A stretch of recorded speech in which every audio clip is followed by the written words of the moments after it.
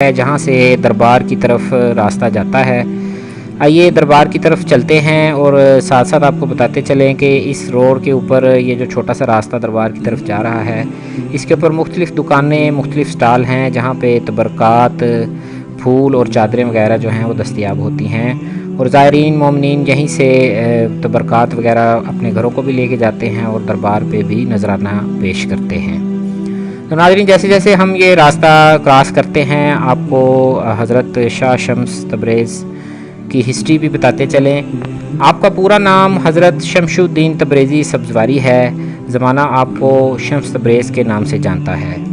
آپ کا شجرہ نسب امام جعفر صادق علیہ السلام کے بیٹے حضرت اسماعیل سے ملتا ہے۔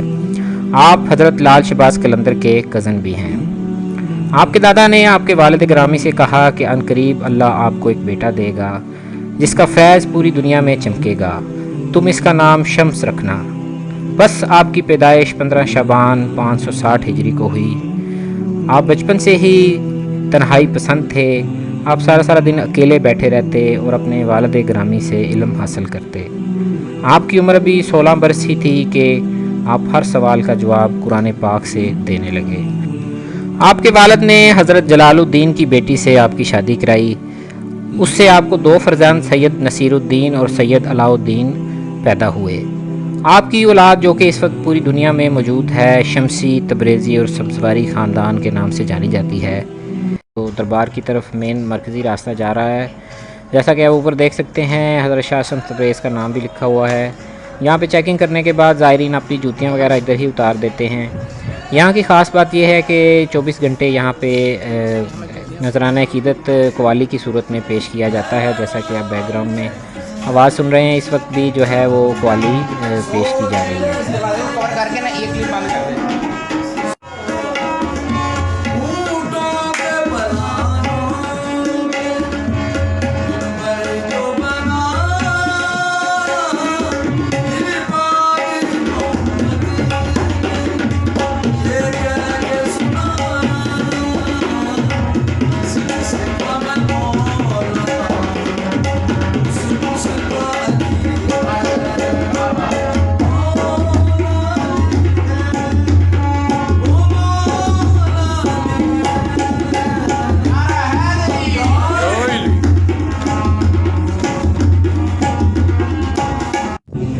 جی ناظرین، جوتیاں اتارنے کے بعد یہ دربار کا مین احاطہ ہے جس میں زائرین آتے ہیں۔ اس کی خاص بات یہ ہے کہ یہاں پہ مرکزی علم ہے جو کہ آپ ابھی ویڈیو میں دیکھیں گے، وہاں پہ لوگ دیے جلاتے ہیں اور دعا بھی مانگتے ہیں۔ ناظرین، اس ڈاکومنٹری کی خاص بات یہ ہے کہ اس میں ہم آپ کو دربار شاہ شمس کی زیارت بھی کروا رہے ہیں اور ساتھ ہی ساتھ آپ کو حضرت شاہ شمس رحمۃ اللہ علیہ کی ہسٹری بھی بتا رہے ہیں۔ ایک دفعہ آپ کے بابا نے آپ کو فرمایا کہ آپ سے لاکھوں لوگوں نے فیض پانا ہے، بس جہاں آپ کا دل کرے آپ وہاں چلے جاؤ۔ بس آپ تبریز کی جانب روانہ ہو گئے اور 12 سال وہاں رہے۔ وہاں کے ظالم لوگوں کو آپ راہ راست پر لے کر آئے۔ اس کے بعد آپ Mecca, Medina, Najaf, Karbala, Baghdad, Samarra, Mashhad, Kenya, افریقہ، غرض کے پوری دنیا میں جاتے رہے اور لوگوں کو حق کی تبلیغ کرتے رہے۔ جی ناظرین، مرکزی احاطے سے گزرنے کے بعد یہ دربار مبارک اور جو شاہ شمس رحمۃ اللہ علیہ کی قبر مبارک کی طرف جو راستہ جا رہا ہے، ابھی ہم دربار کے اندر اور قبر مبارک کی زیارت بھی کریں گے۔ ساتھ ساتھ ناظرین، جو آپ کی ہسٹری اور واقعات کا سلسلہ بھی شروع کیا تھا ہم نے، اس کو جاری رکھتے ہیں۔ جیسا کہ آپ کو بتایا تھا کہ شاہ شمس تبریز رحمۃ اللہ علیہ اکثر علاقوں میں لوگوں کی اصلاح کرنے کے بعد وہ علاقہ چھوڑ جاتے تھے اور لوگ آپ کو ڈھونڈتے رہ جاتے تھے۔ یہی وجہ ہے کہ دنیا کے کئی علاقوں میں آپ کی اعزازی قبریں بھی موجود ہیں۔ وہ قبریں وہاں کے لوگوں نے عقیدت اور احترام سے بنائیں۔ تقریباً 60 سال کی عمر میں آپ روم تشریف لے گئے تو مولانا روم آپ کی کرامات سے متاثر ہو کر آپ کے شاگرد ہو گئے۔ وہ سب کچھ چھوڑ چھاڑ کے آپ کے کرامات سے فیض حاصل کرنا شروع ہو گئے۔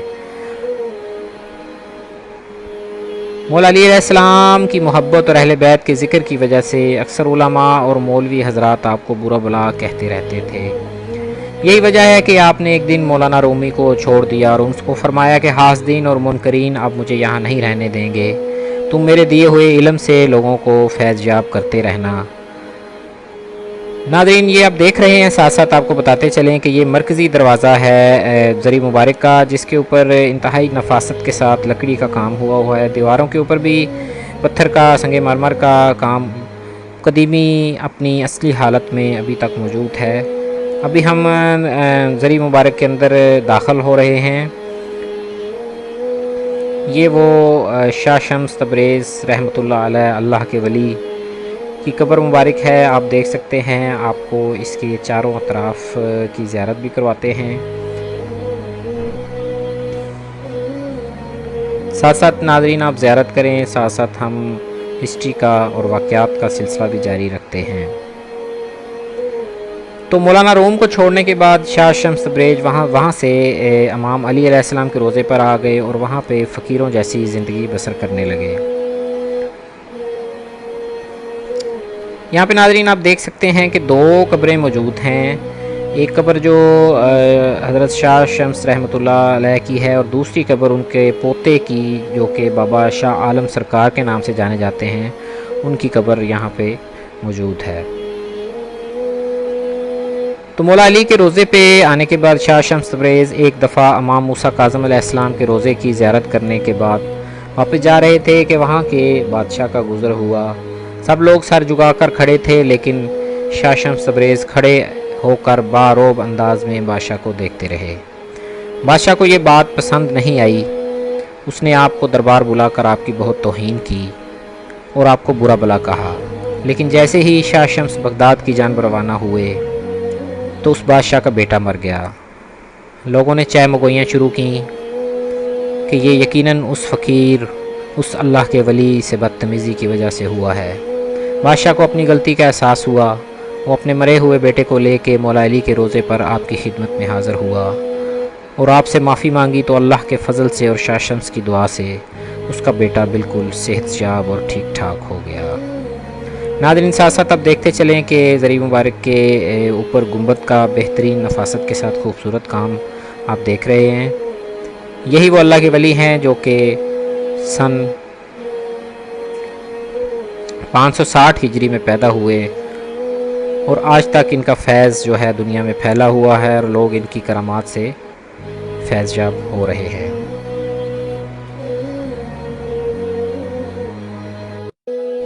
नाज़रीन दरबार के अहाते में कब्रिस्तान भी मौजूद है, जहाँ पे मुख्तलिफ़ शिया काबरीन की कब्रें मौजूद हैं। साथ ही साथ अल्लामा नासिर अब्बास मुल्तान शहीद की कब्र भी इधर ही मौजूद है।